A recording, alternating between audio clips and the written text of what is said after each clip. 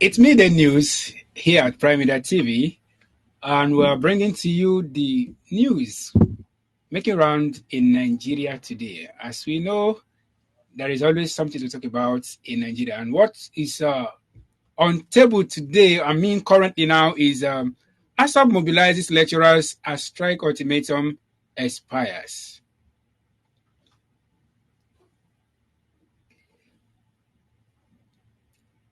The 15-day ultimatum issued by the Academic Staff Union of Polytechnics to federal government to meet its demand is set to expire on October 23, being today. The group had threatened to embark on strike should the government fail to address the contentious new scheme of service for polytechnic lecturers across the country. As the deadline approaches, more lecturers have endorsed the ASUP National Executive Council's position to mobilize members to withdraw their services once the ultimatum expires. ASUP Zone D coordinator Dr. Iloma Richard told the news agency of Nigeria in Port Harcourt on Wednesday that the government has yet to address the contentious issues in the new guidelines. That is what is happening today. Very soon, as we've always witnessed in Nigeria, the academic staff or the academic board will be embarking on strike that will lead to students going to stay at home as a result of government's failure to attend to their demand. And with me to analyze this story this afternoon is my colleague, Ignited Ayo. Good to have you. Good afternoon. All right, so I would like to hear your quick thoughts. You know, we've seen our government giving attention to issues. As a matter of fact, speedy attention to issues that are not even major issues. They are not primary needs of the people in Nigeria. And we all know how vital education can be. We all know how nobody becomes, our leaders are not in their position today without passing through education. So I don't know, what can you say about why they have refused, 15 days, not 15 hours. It's enough for them to have looked into whatever the demand these people are making and ensure that they don't embark on strike. Why do you think today is the last day? Why do you think the government is yet to answer them? Well, the point is, there are a lot of sectors in the country today that has been rendered toothless. They are considered as toothless dog before this administration. So the thing is that this administration knows that there's no how you back. If you like, back from today till tomorrow, will not hear what you want to see. This is not the first time. There are people who has backed before you and we didn't answer them. So who are you to back at this point? And you feel like we are going to listen to you. And what I am seeing here is violation of the right of people, violation of the right of the people that is working for you. These are I personally see that the people you should be taking care of the most are the people who are generating the most of the money in the country. They are the ones you should be rallying around, taking care of, and doing all of those things. But instead of you to do that, you are even further impoverishing them. It is not just the ASUP that are going on strike. Even ASU will be joining the strike too, because there is a lot of backstories as regards. ASU is saying that they are yet to be paid their 3-month salary. But these people, what they are fighting for is that the government is yet to enact the Polytechnic Act that is governing the Polytechnic. So if these people are calling for something, and you as a leader, you're saying that, oh, this is not something I can do at this time. It's not even a matter of this. This is not something I can do at this time. It is a conversation on not even reacting to them at all. At least when they came out, they begin to talk about all of these things. That is when we expect you to come out and talk to them, address them. Even though as the president, you may not be addressing them, because usually when we're having issues like this, we always mention the president's name. But then it's the responsibility that comes with being a leader. But then there is also a body that is overseeing these people. Yeah. At least assign somebody to go and address them. Let them talk to them. See, there is a difference between people are asking questions and you didn't give them answer, and when people are asking questions and they can still get a hint of the answer from you. Assign somebody to them to address them. Okay, we acknowledge the issue that you are talking about. We'll get back to you. So that will give the people hope. But in this case, there's no hope for the people, because there's no answer, there's no response. And apparently silence is always the best answer for a fool. So on the why is that we have leaders that do not take the problem of the people personal. So they feel like if it is not what we want to do, make noise more than that, you are just toothless dog, there's nothing you can do. Well, that is so bad that in as much it's not the first time, just like you rightly said, it's not the first time we're experiencing this in the country. As a matter of fact, the whole nation went on protest, and none of the agenda have been addressed. Right? So it's so bad. You see, my concern is about some of the things the concern these people raised. He said about the percent, about 35% and 25% salary review that has been talked about. You see, I have issues with yes, we always mention the president or the presidency or the federal government making promises and finding it difficult to implement them. All right. There will be no, just like we have the new minimum wage issue, and also we have the NYC allowance increment that has not been implemented. So why talk about it when you are not ready to implement them? So it's as if you are joking with the people. It's as if a sector is being played. So they feel they are not being taken serious, right? Because I believe even though the government might have something on the ground they are doing, but there's no how the people will get to know if they are not talking to them, and if for 15 days there is no meeting, or maybe they've been meeting that never reached conclusion, right? So it make them feel that they are not being taken serious. But now we should look at who gets to suffer the effect. There's this saying that when two elephants fight, the grass suffers. Who gets to suffer the effect of this? Should these people embark on strike? There was a time in Nigeria that I think ASU embarked on about 8-month strikes. We know what happened. All right, I have a sister of mine who is just finishing in one of the state university in Nigeria. And she said she ought to have finished before now, if not for strike. So you see the resultant effect of all this. So do you think we already know that the government we have is not a listening government? So embarking on strike, their children are not in Nigeria. They're not schooling in Nigeria. Their children are not schooling in Nigeria Polytechnic. So embarking on strike is not moving them, because they know in the long run they are not going to be affected.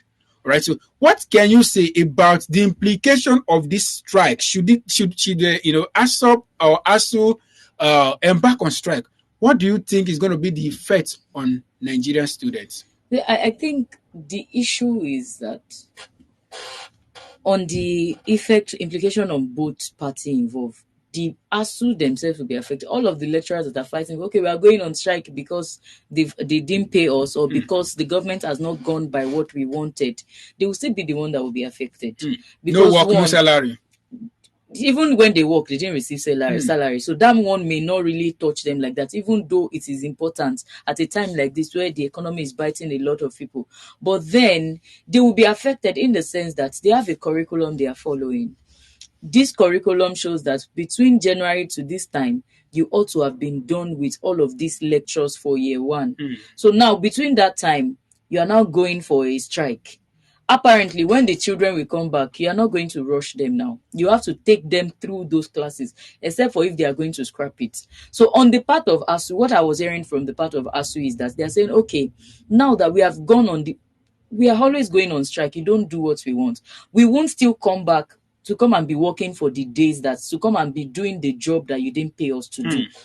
That for those people for those courses that they skip, for those lectures they skip, they are not going to retake the students in those lectures, because the time they are going to use to retake the students in the lectures are the times that they are supposed to be using to take their own leaves. So the people that will be affected here include the lecturers themselves who went on strike, including the students. And this is also bringing us to have the conversation on how the Nigerian government is jeopardizing the future is truly important. You should do everything at all costs to ensure that they use the time that they ought to use in school. And now is also the time for us to look at what JAMB was saying, that a child who is not up to 18 years old should not go to school. So imagine you gained admission. You know, JAMB is not something you do at once and you pass. There are people who JAMB as JAMB a lot of times. They wrote JAMB like 5 times. Some people, they wrote JAMBs a lot of time before they finally were able to gain admission. So imagine that you wrote JAMB over and over again and you gain admission at 25. You gain admission at 25 and you have to go to school.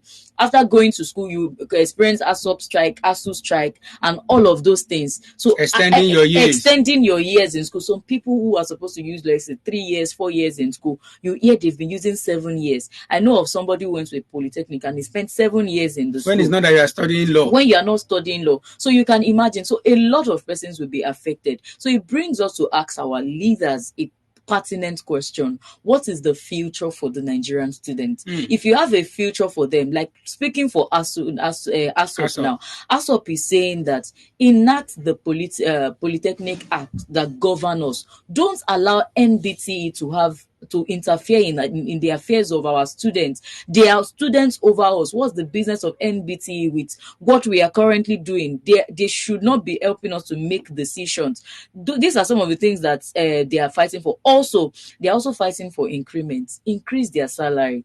It is when you have the right mentality. Now, don't let me use mentality, because mentality is something like a state of mind. But when you have the right mental health, you are mentally stable. That's when you can impact students. But imagine somebody who is not mentally stable. What do you expect to impact in the students? Some of them, they will just enter the class and they will say, yeah, so after all, they are not paying us. Most of them, that's why they milk students with handout money.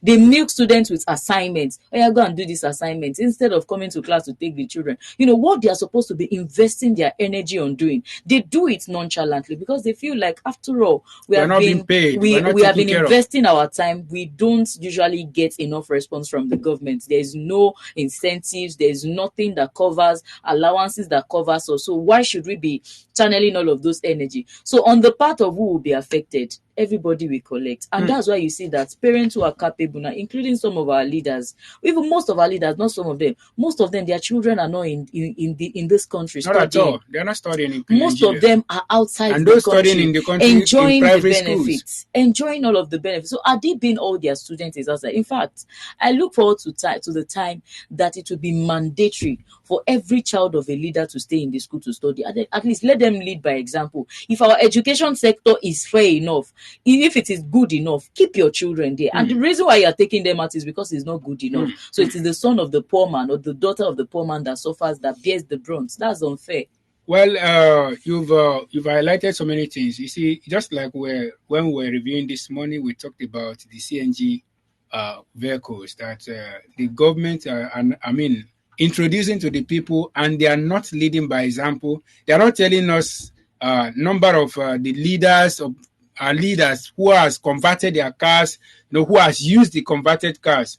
All right, so it's so bad that a sector as serious as educational sector is not given attention. It's so bad that the people we have in power are not looking at how to ensure that attention is, even if it is not 100% attention, but at least some measures of attention is given to whatever cry that is coming from the people. You see, like I said earlier, these people, they get into wherever they are today through education. They know the importance of education. Whether they are most children, of them is free education. They enjoyed during their time. All right. And somebody was in their position that time that ensured that people went to school. Some of these people, they are no longer alive today. They are no longer in power today, but you are enjoying their benefits. All right. So it's so bad how our leaders cannot replicate what they enjoyed or what they are seeing playing out in other countries. And talking about everybody go collect in this. You see, the students suffers more, all right, because they are the one. These youth have they have vision, they have time frame to everything they are doing. You are studying a course of 3 years or 4 years. You have calculated yourself that okay, but in 6 years' time, this is where I should be working, and in that 6 years, you are not even done serving. There's still going to be 1 year service and all that. So it's so bad, and the government shouldn't allow a thing like this to keep happening? When ASU went on 8-month strike, many students never returned back to school. Some ladies, some that were due for marriage, got married, some became pregnant. Many never returned back to school as a result of ASU. All right, so it's bad that a thing like this is happening in a government that has promised to take care of the welfareism of the people. But finally, I would like to hear. You see, there was something that a lecturer said in one of the. I will not mention the name of the institution. He said, oftentimes they go on strike, and the student we blame them and say they don't know more than going on strike. That they have decided not to go on strike, but whoever have decided to go to school in Nigeria should be ready to pay the bills. Now, what do you think? What other way do you think ASUP, ASU can go about things? You see, the fact is that everybody knows that we have a government that is not listening. So what do you think is the way they can go about getting things done without having to go on strike? Since we now know that strike is not the solution. There was a 10 days protest, and nothing happened. Nothing came out of that protest. And as a matter of fact, people lost their life. Properties were destroyed in that protest. And the purpose of that protest was not achieved. All right. So what do you think, what can you advise that these people can do and still get the things, done without going on strike? Well, except for if they want to run a charity organization or they want to run a non-governmental organization, that's when I would say that they should be working for free. But in this world, I have not seen, maybe you know somebody who will want to do something for free. Or you go to your workplace from January 1st till December 31st, you are not paid and you still be eager to do that thing. There's a saying that it is when you are seeing goodness in what you are doing that your head will swell to do more. So except for there are some people like that who it is a passion, teaching is a passion for them. For the most transport to work. They would want to say, okay, I can't leave these children like this. Even for people who are being underpaid. People who are being underpaid say, I know I'm being underpaid, but because I know this is something that I am trusted in, that is trusted into my hands, I have to ensure to impact them. So there are two options here. The option for them, it is either for them to say, okay, because we don't want to sit at home, let's just keep doing the good work. Maybe one day the government will see the good work we are doing and they will want to help us and answer all of the questions we are asking them. That's one thing they can do. And the other thing is no other thing than for them to go on strike. Yes, students will be affected. But I think it is also a good time for the students as well to air their displeasure. And it is also a good time for them to protest against the strike. Now, the protest is not even against the people who went for strike, but the protest is for them to support these people. Support them. They've gone on strike. You to call the government. Let the government hear your voice. Let them hear that, okay, these people are impacting us. If you see the lodge that some of these lecturers are staying, the non-academic staff, I mean, even some lecturers who stay from far and they just come to school and, go back in the weekend to their family. If you see the lodge they are saying, it is not conducive. But we must prioritize the life of the people that are working. Do you think the government is actually going to listen to them if they embark on strike? A government that never listened to a whole nation going on strike, going on protests, and just a sector in the country embarking on a strike, do you think they're going to listen to them? Well, that is a big question in the heart of a lot of Nigerians, because over time we have seen, thank God you have also cited it, that they hardly listen. So once again, whether or not they will listen would be dependent on the intensity of the strike. And really, strike is not like a protest. Strike is just like a sit at home. You are not paying us. Let's go and sit at home and be sleeping and waking up. So what will determine whether the government will listen to them is the intensity of the strike. And also, I think this is not even a protest against the federal government. This is a protest against the body that oversees education. Still under federal government. Yes, still under federal government, but one minister is saddled with that responsibility. It's just like when you want to talk about tech and you are going to meet President Tinubu directly. Okay, tech is this. There is a minister who is in charge of that. And if you look at the minister in charge, the minister of Interior, Olubunmi Ojo, the guy has been doing a really great job. That is where vision comes in. As a person over must have a vision for that, for that position you are overseeing. That okay, in my own time, yes, I understand that things are really difficult, but in my own time, I would ensure that things are done right for the people under me. To even if it is just for that 4 years that I will be using in power, let things just work for people. So they have to intensify whatever they want to do. It will not just be a sit at home. Maybe they have to intensify the fire on the Minister for Education at all levels, and the minister is not just for the federation. There are some that oversee states. So all of these people coming together, make sure you intensify the fire on them so that they can know that you need this thing and you have to get it at all costs. So it is not just for them to go back home, sit down and relax. Exactly. Make sure that even in the background, you are doing something that warrants them to do what you want. All right. You see, the what I always say that in as much as we have a government that is not listening, we will not stop talking. And we hope that things turn out well. And I would like to say that the students now being the one majorly affected by whatever action ASUP and ASU is likely going to take should also ensure that it is not a fight for the lecturers alone, because they too are going to share from the effect. It's high time, just like you rightly said, if the intensity of the strike is high, then the government might draw their attention, all right? Because we know, just like you said, that the ministers or the ministries in charge of the educational sectors or in charge of these sectors, maybe they are doing, but they are not doing enough. And by this move, they might be forced to either present the demand of the people to the federal government, to the president, or to whoever that is saddled with the responsibility of attending to them. And it's so bad also that this is happening, because at least people are crying for hunger and people are still managing to go to school. It would be bad to still make these people to sit at home just because the government has failed in their own part. Going to school in Nigeria today is no longer cheap, whether federal or states, is no longer cheap. So whoever is still managing to send their children to school, there are those that are training themselves, and now as a result of government negligence, they will be forced to go back home, and extending their stay in school, their number of years in school.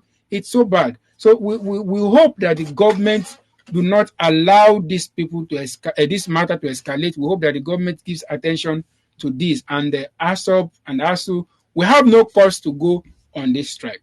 So, but this is all we can take on the news at noon. We would like that you drop your comment. What do you think the federal government should do? What do you think the people should do? All right, whichever platform you are watching us, we'd like to hear your comment on Facebook, on TikTok, on Instagram, on YouTube. At the platform where you are watching us, Engine Speak, do well to drop your comment. So till we come your way again tomorrow, please do well to follow us in all our social platforms. Thank you.